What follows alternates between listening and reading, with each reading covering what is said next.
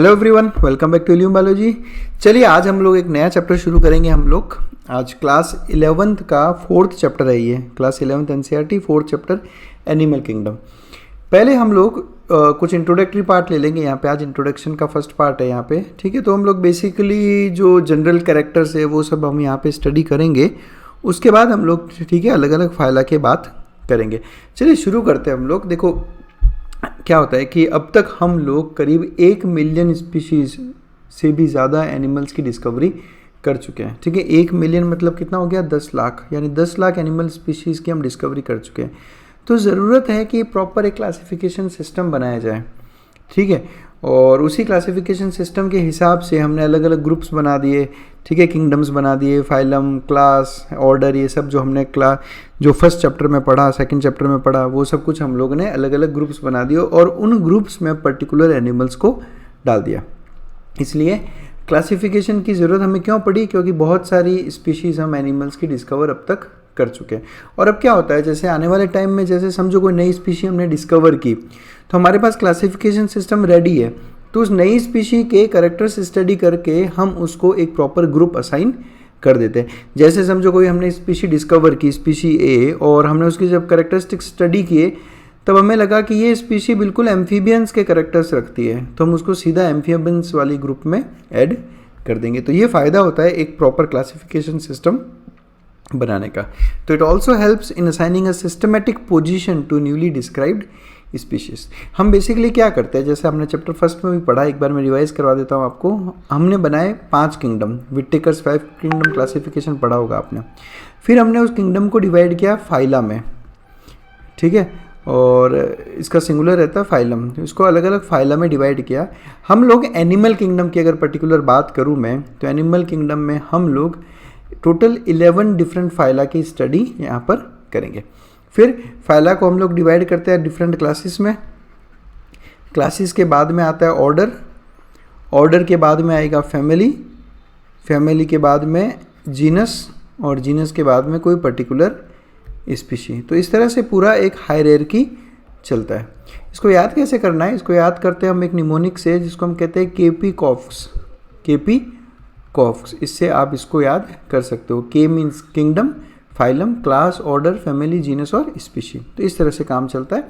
और animal kingdom में हम लोगों ने 11 टोटल फाइला, जो एनसीईआरटी में टोटल है ना, एनसीईआरटी में 11 है, टोटल 11 नहीं होते, एनसीईआरटी में 11 है, तो हम लोग केवल उन्हीं 11 की बात यहाँ पर करेंगे। और क्लासिफिकेशन सिस्टम से हमें हेल्प मिलती है किसी भी एनिमल को पर्टिकुलर फाइलम में, पर्टिकुलर क्लासेस में, पर्टिकुलर ऑर्डर, पर्टिकुलर फैमिली में प्लेस करने में। फिर क्या होता है, जैसे कि हम जैसे ही कोई पर्टिकुलर क्लास की बात करते हैं, तो उस क्लास के हम लोग जैसे ही सारे फीचर्स पढ़ते हैं, ठीक है, तो उस हिसाब से फिर हम किसी भी पर्टिकुलर एनिमल को ये ग्रुप, ये वाली पर्टिकुलर क्लास जो है असाइन कर देते हैं। तो ये फ़ायदा होता है क्लासिफिकेशन सिस्टम का। अब हमने जो क्लासिफिकेशन किया है एनिमल्स का, उसका बेसिस क्या रखा, ठीक है, कि किस बेस पे हमने एनिमल्स को क्लासीफाई किया है। देखिए यूँ तो बेसिस काफ़ी हम लोगों ने कंसिडर किए हैं, बट केवल एनसीईआरटी के हिसाब से देखें तो बेसिस ऑफ क्लासिफिकेशन में एक तो आता है अरेंजमेंट ऑफ सेल्स। इसको मैं सबसे इंपॉर्टेंट मानता हूँ। सेल्स का अरेंजमेंट सबसे इंपॉर्टेंट मानता हूँ मैं।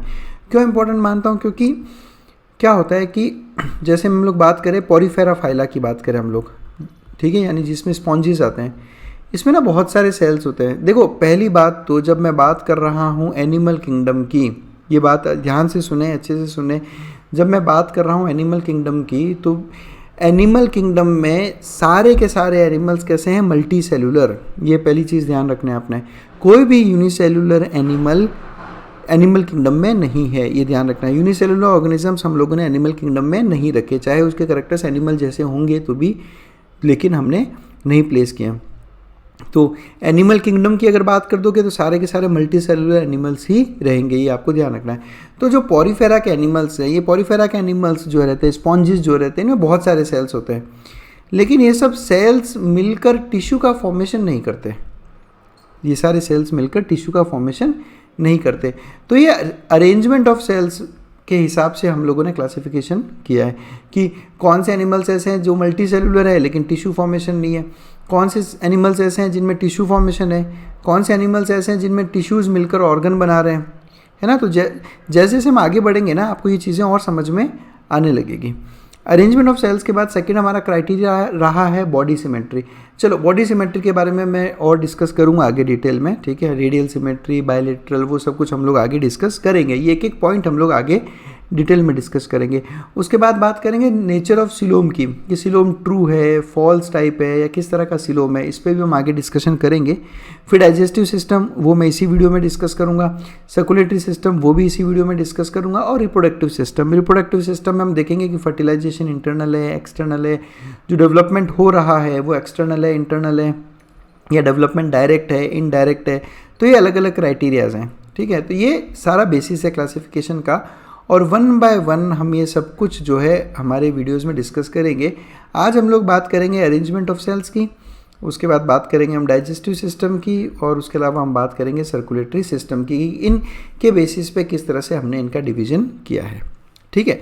देखो बेसिस ऑफ क्लासिफिकेशन तो अब हम समझ लेंगे, लेकिन जब हम ये बेसिस ऑफ क्लासिफिकेशन की बात करेंगे, जैसे हम कहेंगे कि भाई इनमें डाइजेस्टिव सिस्टम कंप्लीट है, इनमें इनकम्प्लीट है, तो अब आपको एग्जांपल्स मैं हाथों हाथ ही बता दूंगा।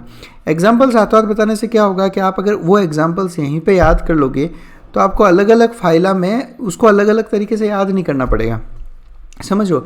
लेकिन उसके लिए ज़रूरी है कि पहले हमें वो 11 फाइला कौन कौन से हैं वो हमें यहाँ पे स्टडी करने हैं।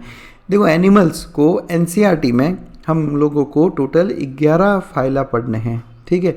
और ये जो सीक्वेंस है, ये सीक्वेंस अगर आप प्रॉपर इसी सीक्वेंस में याद करोगे, मतलब ये जो मैं नाम बता रहा हूँ आप पर्टिकुलर इसी सीक्वेंस में इसको याद रखो, उससे फ़ायदा क्या होगा, उससे ये फ़ायदा होगा कि इसी सीक्वेंस के अकॉर्डिंग जो है आप इनके कैरेक्टर्स याद भी कर पाओगे और समझ भी पाओगे कि जैसे जैसे हम लोग सीक्वेंस में आगे बढ़ेंगे, नीचे की तरफ जाएंगे, वैसे वैसे इनके कैरेक्टर्स एडवांस्ड मिलते रहेंगे। जैसे सबसे पहले फाइला हम लोग बात करेंगे वो है पॉरीफेरा। फाइलम का नाम क्या है? पॉरीफेरा। और इनमें जो एनिमल्स होते हैं उनको हम कहते हैं स्पॉन्जेस। तो सबसे प्रिमिटिव एनिमल फाइला है पॉरीफेरा, सबसे प्रिमिटिव, यानी सबसे प्रिमिटिव कैरेक्टर्स होंगे इसके पास। इसके बाद में आएंगे सिलेंट्रेटा, इन एनिमल्स को कहते हैं निडेरियंस, सिलेंट्रेटा फाइला का नाम। उसके बाद हम पढ़ेंगे टीनोफोरा फाइला। फिर हम बात करेंगे प्लेटीहेलमिंथिस जिसमें आएंगे सारे फ्लैटवर्म्स। फिर हम बात करेंगे एस्कहेलमिंथिस जिसमें आएंगे सारे राउंडवर्म्स। उसके बाद हम बात करेंगे एनिलिडा फाइलम की, उसके बाद में आर्थ्रोपोडा फाइलम की, फिर मोलस्का फाइलम, उसके बाद में काइनोडर्मेटा, फिर हेमिकॉर्डेटा और फिर कॉर्डेटा। अब आपको इस सीक्वेंस में ही इसे याद करना होगा, है ना। जो जिस सीक्वेंस में मैंने इसको लिखा है, जो नंबरिंग दी है, सबसे एडवांस्ड एनिमल कॉर्डेटा, सबसे प्रिमिटिव पॉरीफेरा।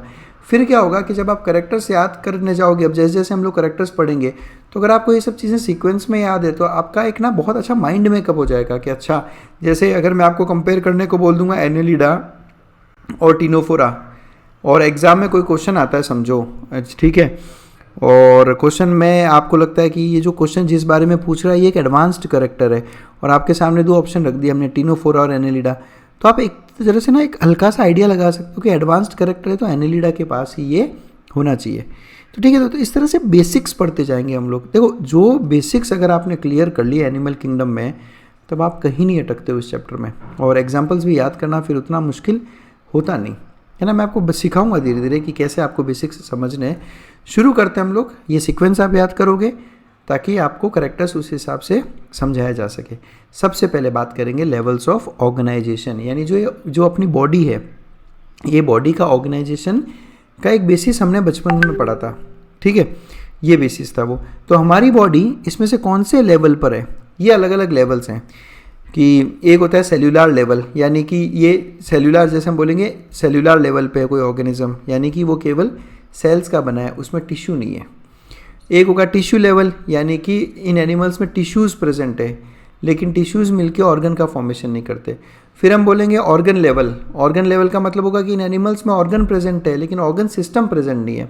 फिर एक हम कहेंगे ऑर्गन सिस्टम लेवल, यानी कि इनमें ऑर्गन सिस्टम्स प्रेजेंट है, ठीक है। तो ये अलग अलग लेवल्स रहेंगे, ठीक है। हमने बचपन में पढ़ा कि किस तरह से सेल्स मिलकर टिश्यूज़ बनाते हैं, टिश्यूज़ मिलकर ऑर्गन बनाते हैं, और ऑर्गन्स मिलकर ऑर्गन सिस्टम बनाते हैं।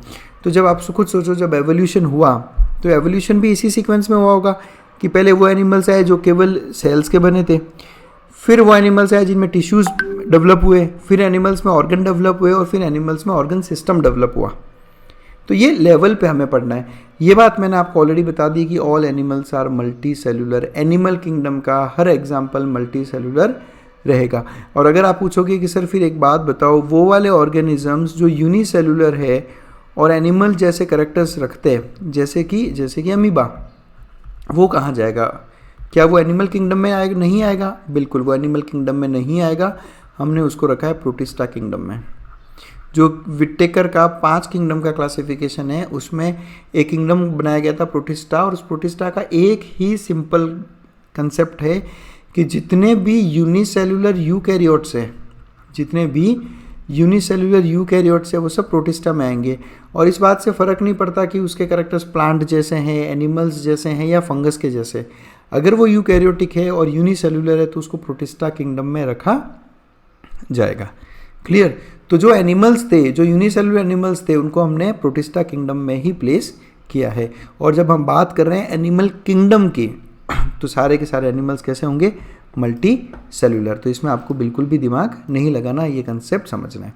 तो चलो बात करते हैं हम सबसे पहले उन एनिमल्स की जो सेलुलर लेवल पे है, और इनमें आता है एक ही फाइला, पॉरीफेरा। अब आप सोचें भाई, देखो अगर आपको सीक्वेंस याद है तो आप जैसे जैसे आगे बढ़ रहे हो, या कैरेक्टर्स कैसे हो रहे हैं? Advance, cell, tissue, organ system.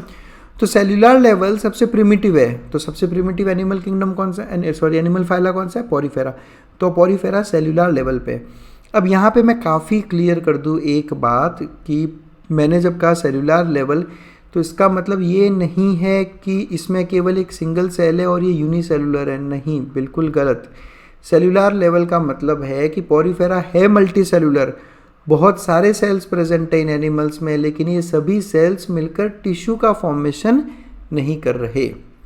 है मल्टी सेलुलर लेकिन टिश्यू फॉर्मेशन नहीं है। समझ में आया? यूनिसेलुलर नहीं है, क्योंकि बहुत से स्टूडेंट्स सेलुलर लेवल को समझते हैं कि ये सिंगल सेल के बने, ऐसा नहीं है। उसके बाद डेवलपमेंट हुआ और टिश्यू लेवल डेवलप हुआ, टिश्यूज़ डेवलप हुए। तो कौन कौन से एनिमल्स टिश्यूज़ लेवल पे हैं? तो वो है सिलेंट्रेट्स, जिनको आप निडेरियंस कहते हैं। तो ये टिश्यू लेवल पे है, यानी इनमें टिश्यूज़ का फॉर्मेशन है लेकिन इनमें ऑर्गन्स नहीं होते। जैसे कि एग्जांपल है हाइड्रा, है ना, सिलेंट्रेट्स का एग्जांपल है हाइड्रा है, तो हाइड्रा में आप देखना ऑर्गन्स नहीं मिलेंगे आपको, टिश्यूज़ मिलेंगे केवल। फिर आगे डेवलपमेंट हुआ तो ऑर्गन्स बने, और ऑर्गन्स में सिलेंट्रेट्स के बाद में कौन आएंगे? तो प्लेटिहेल्मिन्थस और एस्केल्मिन्थस, यानी फ्लैट वर्म्स और राउंड वर्म्स। अब फ्लैट वर्म्स और राउंड वर्म्स इन दोनों ही हेल्मिन्थ में ऑर्गन्स हैं, लेकिन ऑर्गन सिस्टम नहीं है। आप इनमें सिस्टम्स की बात नहीं कर सकते, है ना। आप कहीं पे भी नहीं पढ़ोगे कि प्लेटिहेल्मिन्थस में सर्कुलेटरी सिस्टम होता है या रिप्रोडक्टिव सिस्टम होता है, नहीं, केवल ऑर्गन्स की बात होती है वहाँ पे। सिलेंट्रेट्स में केवल टिश्यू की बात होती है, ऑर्गन्स की बात नहीं होती। और उसके बाद में आता है प्रॉपर ऑर्गन सिस्टम, कि यहाँ सर्कुलेटरी सिस्टम अलग है, रेस्पिरेटरी सिस्टम अलग है, वो सब।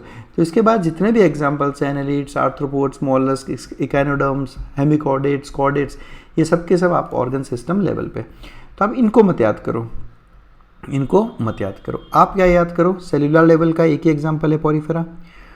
एडवांसमेंट है, इसमें कुछ याद करना ही नहीं है भाई, इसमें कुछ भी याद नहीं करना आपको, तो बस फाइला का सीक्वेंस याद करना है। पहला फाइला सबसे नीचे जो है सेल्यूलर लेवल, उसके बाद वाला टिश्यू लेवल, उसके बाद जो दो है यानी कि दोनों के दोनों हेल्मिन्थ है, देखो ये दोनों ऑर्गन लेवल, और उसके बाद सारे के सारे ऑर्गन सिस्टम लेवल। ये इतना आसान है आपके लिए। आगे बढ़ते हैं हम लोग। अब हम बात करते हैं डाइजेस्टिव सिस्टम की। अब डाइजेस्टिव सिस्टम दो तरह के होते हैं, एक होता है कंप्लीट डाइजेस्टिव सिस्टम और एक होता है इनकम्प्लीट डाइजेस्टिव सिस्टम। देखो क्या मतलब है कंप्लीट और इनकम्प्लीट का, पहले मैं आपको मीनिंग बताता हूँ इसका। देखो एक digestive system, proper digestive system क्या होता है? जैसे आपने ह्यूमन बींग्स में डाइजेस्टिव सिस्टम पढ़ा, तो आप कहते हो सर डाइजेस्टिव सिस्टम एक सिस्टम है जिसमें एक माउथ होता है, फिर माउथ से आगे फिर और धीरे धीरे ऑर्गन्स होते हैं, और एंड में एक एनस होता है। तो माउथ से हम फूड इनटेक करते हैं जिसे हम इंजेशन कहते हैं, और फिर वो फूड अंदर अलग अलग ऑर्गन्स में पहुंचता है, स्टमक, इंटेस्टाइन, इसोफेगस सब में, और फिर एनस की हेल्प से ये जो है वेस्ट मटेरियल को बाहर निकाल दिया जाता है। तो ये आप नॉर्मल डाइजेस्टिव सिस्टम पढ़ते हो, इसको कहते हो आप कंप्लीट डाइजेस्टिव सिस्टम, है ना। कंप्लीट है, एक माउथ प्रेजेंट है जिससे आप फूड इंजेस्ट करते हो, और एक एनस है जिससे आप वेस्ट मटेरियल बाहर, है ना, फोर्स करते हो। अब ये तो हो गया कंप्लीट डाइजेस्टिव सिस्टम। अब इनकम्प्लीट डाइजेस्टिव सिस्टम क्या होता है कि जिसमें दो ओपनिंग्स नहीं होती। यहाँ पे आपको दो ओपनिंग्स दिख रही है, एक इंजेशन की और एक इजेशन की। इनकम्प्लीट डाइजेस्टिव सिस्टम में केवल एक ही ओपनिंग होगी, और वो सिंगल ओपनिंग माउथ का भी काम करेगी और एनस का भी काम करेगी। ये पिक्चर देखो आप यहाँ पे, ये सारा एलिमेंट्री कैनाल है, समझो ये डाइजेस्टिव सिस्टम है आपका पूरा, ये जो ग्रीन कलर का दिखा रखा है। अब इस डाइजेस्टिव सिस्टम का एक ही ओपनिंग है, फूड एंटर भी यहीं से करेगा और वेस्ट एग्जिट भी यहीं से करेगा। ये तो हो गया इनकम्प्लीट। कंप्लीट डाइजेस्टिव सिस्टम में दो ओपनिंग्स है, फूड यहाँ से इंजेस्ट करेगा तो ये हो गया माउथ, और वेस्ट मटेरियल यहाँ से एग्जिट करेगा तो ये हो गया एनस। तो इसको बोलते हैं कंप्लीट है, डाइजेस्टिव सिस्टम कंप्लीट है, और ये हो गया इनकम्प्लीट डाइजेस्टिव सिस्टम। जैसे हम लोग बात करते हैं, यहाँ पे ये पिक्चर देखो, एक फ्लैट वर्म का पिक्चर है। अब आपको ये पिक्चर देख के समझ में आ रहा होगा कि इनको फ्लैट वर्म क्यों बोलते हैं। बॉडी देखो इनका एकदम बिल्कुल चपटा है, फ्लैट है, इसलिए फ्लैट वर्म्स। फ्लैट वर्म्स में देखो जब आप देखते हो तो माउथ और एनस एक ही रहता है, यहाँ पे केवल एक ही ओपनिंग है। इसी ओपनिंग से फूड इंजेशन होता है और इसी ओपनिंग से वेस्ट का इजेशन होता है। और यही अगर मैं कंपेयर करूँ इसको एक राउंड वर्म के साथ में, है ना, ये आप ध्यान रखिएगा, बहुत इंपॉर्टेंट एग्जाम्पल है। कंप्लीट और इनकम्प्लीट डाइजेस्टिव सिस्टम के एग्जाम्पल्स प्लेटीहेल्मिन्थिस और एस्केल्मिन्थिस। प्लेटीहेल्मिन्थिस मतलब कि फ्लैट वर्म्स आ गए इसमें सारे, और इसमें आ गए राउंड वर्म्स। तो राउंड वर्म्स में कंप्लीट डाइजेस्टिव सिस्टम में और incomplete digestive system flat form में देखो एक माउथ प्रेजेंट है फूड इंजेशन के लिए, और एक एनस प्रेजेंट है वेस्ट इजेशन के लिए। समझ में आया? अब हो सकता है आप भूल जाओ एग्जाम में कि डाइजेस्टिव सिस्टम कंप्लीट किस में था और इनकम्प्लीट किस में था। आपको ये याद है कि एक फ्लैट वर्म में एक राउंड वर्म में, तो अब आप खुद अपना दिमाग लगाएं और सोचें कि इसमें से एडवांस्ड कैरेक्टर कौन है, तो आपको पता चलेगा कि कंप्लीट डाइजेस्टिव सिस्टम एडवांस्ड है। और अगर आपको ये भी समझ में नहीं आ रहा कि एडवांस्ड कैरेक्टर कौन सा है, तो आप इसको कंपेयर करो ह्यूमन बींग्स के साथ में। अब human beings complete digestive system होता है, incomplete digestive system. Complete digestive system है ना, माउथ अलग है, एनस अलग है, तो एडवांस्ड कौन सा हुआ? Complete digestive system. और जो आपने एनिमल किंगडम का सीक्वेंस याद किया फाइला का, उसमें एडवांस्ड कौन है, फ्लैट वर्म या राउंड वर्म? तो एडवांस्ड है राउंड वर्म। तो राउंड वर्म के पास कंप्लीट डाइजेस्टिव सिस्टम होगा और फ्लैट वर्म के पास में इनकम्प्लीट डाइजेस्टिव सिस्टम। ये तरीका होता है याद करने का। तो इनकम्प्लीट डाइजेस्टिव सिस्टम में एक सिंगल बॉडी ओपनिंग है जो माउथ और एनस दोनों की तरह काम करती है, और एग्जांपल है फाइलम प्लेटीहेल्मिन्थिस जिसमें फ्लैट वर्म्स आते हैं। कंप्लीट डाइजेस्टिव सिस्टम में दो अलग अलग ओपनिंग्स होती है माउथ और एनस, एक इंजेशन के लिए और एक इजेशन के लिए। ये दोनों मैं आपको लिख के बताता हूँ। देखो जब हम फूड को बॉडी के अंदर लेते हैं तो उसे कहा जाता है इंजेशन, और जब हम वेस्ट मटेरियल को बॉडी से बाहर निकालते हैं, स्टूल को बॉडी से बाहर निकालते हैं, तो उसे कहते हैं इजेशन। तो इजेशन होता है एनस के थ्रू और इंजेशन होता है माउथ के थ्रू। तो कंप्लीट में दोनों अलग रहते हैं, और एग्जांपल है इसका एस्केल्मिन्थिस जिसमें आते हैं राउंड वर्म्स। सीक्वेंस के हिसाब से राउंड वर्म्स एडवांस्ड होंगे तो कंप्लीट डाइजेस्टिव सिस्टम उनका एडवांस्ड कैरेक्टर। ठीक है, ये एक जनरल तरीका है देखो याद करने का। ऐसा नहीं है कि आपको इसमें एक्सेप्शंस नहीं मिलेंगे, बहुत एक्सेप्शंस मिलेंगे, लेकिन एक जनरली ये तरीका अपनाते हैं हम लोग। नेक्स्ट बात करते हैं सर्कुलेटरी सिस्टम की बात करते हैं। ये पिक्चर देखो आप, इस पिक्चर में एक हार्ट है, ठीक है, और ये ब्लड वेसल्स। अब हार्ट ने जैसे ही ब्लड पंप किया तो ब्लड यहाँ पर आया, और ये ब्लड यहाँ पे आने के बाद में ब्लड वेसल्स से होता हुआ अल्टीमेटली यहाँ एक ओपन स्पेस में आके रह जाता है सारा। ये सारा कहाँ आ गया? एक ओपन स्पेस में। ये ओपन स्पेस है और इसी ओपन स्पेस में सेल्स प्रेजेंट हैं। सारे सेल्स जो है इसी ओपन स्पेस में प्रेजेंट है। यानी आप ऐसा समझ लो कि सेल्स, टिश्यूज़ ये डायरेक्टली जो ब्लड होता है उसमें नहा रहे हैं, मतलब कि सब ब्लड भर गया। एक कैविटी है जिसमें ब्लड भरा हुआ है और उसके अंदर सेल्स और टिश्यूज़ प्रेजेंट है। अब इसी कैविटी में से ब्लड हार्ट में पहुंचता है और हार्ट से वापस ब्लड इसी कैविटी में आता है। तो एक तरह से क्या हो गया? एक तरह से एक ओपन कैविटी प्रेजेंट है, इसलिए इसको कहते हैं ओपन सर्कुलेटरी सिस्टम। ये डायग्राम देखो आप, इसमें हार्ट ब्लड पंप कर रहा है। ये ब्लड यहाँ से होता हुआ ब्लड वेसल्स में से होता हुआ देखो और छोटी छोटी ब्लड वेसल्स बनाता है, और ये वापस ब्लड वेसल्स में चला जाता है। मतलब कुल मिला के बात ये है कि ब्लड किसी कैविटी में नहीं जा रहा, ब्लड किसी ओपन कैविटी में नहीं रहता है ना। सेल्स ब्लड में नहा नहीं रहे होते। सेल्स को इन ब्लड वेसल्स से जो है डायरेक्ट न्यूट्रिएंट्स, ऑक्सीजन और जो वेस्ट एक्सचेंज है वो भी कर लेते हैं, लेकिन सेल्स ब्लड में डायरेक्ट नहा नहीं रहे होते। जबकि ओपन सर्कुलेटरी सिस्टम में ब्लड आकर इस ओपन कैविटी में फिल हो गया, और इस ओपन कैविटी में प्रेजेंट्स हैं सेल्स और टिश्यूज़ जो एक्सचेंज कर रहे हैं न्यूट्रिएंट्स का और वेस्ट का। जबकि क्लोज्ड सर्कुलेटरी सिस्टम में ब्लड हमेशा एक क्लोज्ड सिस्टम में बहेगा, है ना। ये पूरा एक ब्लड वेसल्स का जो सिस्टम है ना, बंद है सारा, कहीं पे भी ओपन नहीं है, ब्लड वहाँ से बाहर नहीं निकलता, हार्ट और वेसल्स के अंदर ही रहता है ब्लड। जबकि ओपन सर्कुलेटरी सिस्टम में ब्लड वेसल्स में भी रहता है और जाके एक कैविटी में भी ओपन होता है सारा। ठीक है, अब बहुत से स्टूडेंट्स यहाँ कंफ्यूज हो जाते हैं कि जब हम उनसे पूछा जाता है कि हार्ट किस में प्रेजेंट होगा, ओपन में या क्लोज में, तो वो आंसर देते हैं क्लोज्ड में। ऐसा नहीं है, हार्ट दोनों में प्रेजेंट होगा। आपने कॉकरोच पढ़ा, कॉकरोच में आप ओपन सर्कुलेटरी सिस्टम पढ़ते हो, लेकिन कॉकरोच में आप ये भी पढ़ते हो कि हार्ट में 13 चैम्बर्स प्रेजेंट है। समझो, हार्ट दोनों में प्रेजेंट होगा क्योंकि हार्ट पंपिंग ऑर्गन है, ब्लड को पंप करने का काम है इसका, तो ये हार्ट पंपिंग ऑर्गन है, दोनों में प्रेजेंट होगा। लेकिन ये है कि ओपन सर्कुलेटरी सिस्टम में ब्लड कैविटी में फिल हो जाता है जाके।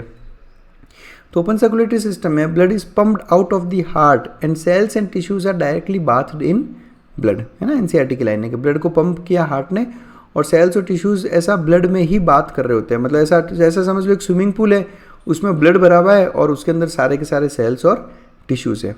और इनका एग्जाम्पल्स है आर्थ्रोपोड्स और हेमिकॉर्डेट्स। ये एनसीईआरटी के एग्जाम्पल्स है, इसके अलावा भी एग्जाम्पल्स हैं और, बट हम नहीं याद करेंगे। आप केवल याद करोगे आर्थ्रोपोडा और हेमिकॉर्डेटा, इन दोनों में ओपन सर्कुलेटरी सिस्टम होता है।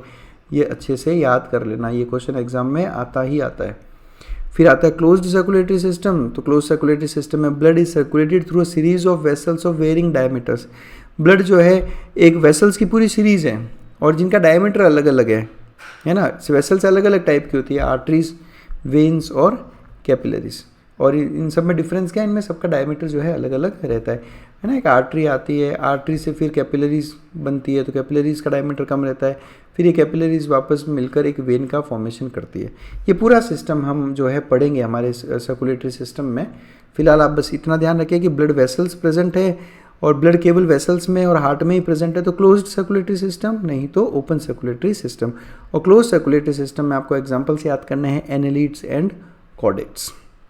तो Hemichordata open circulatory system, Chordata close circulatory system, arthropods open circulatory system और एनालिड्स क्लोज सर्कुलर सिस्टम। तो ये थे कुछ बेसिक्स जो हमने इस वीडियो में देखे। नेक्स्ट वीडियो में हम लोग और इस तरह के और बेसिक्स की हम बात करेंगे, सीलोम की बात करेंगे, डिप्लोब्लास्टिक, ट्रिप्लोब्लास्टिक्स और ये सब चीज़ें वहाँ पर डिस्कस करेंगे। अगर आपको लगता है कि कंटेंट अच्छा है, आप लोगों को काफ़ी हेल्प मिल रही है इससे, तो सपोर्ट करें हमें, ज्वाइन करें हमारे चैनल को और मेंबर बने हमारे, ताकि इस तरह के और भी बहुत सारे वीडियोस आप लोगों के लिए ओपन हो जाए। ऐसे बहुत से वीडियोस हैं जो केवल मेंबर्स के लिए हैं, तो अगर आप उनको देखना चाहते हैं तो हमारे चैनल को ज्वाइन करें, सपोर्ट करें। फिर भी अगर आपको किसी तरह के डाउट्स रहते हैं, चाहे आप मेंबर हो या सब्सक्राइबर, आप मुझे मेरे इस व्हाट्सएप नंबर पे मुझसे कांटेक्ट कर सकते हैं, नहीं तो मेल आईडी और इंस्टाग्राम हैंडल पे मुझसे बात कर सकते हैं। तो बस that's it, thanks a lot for watching us.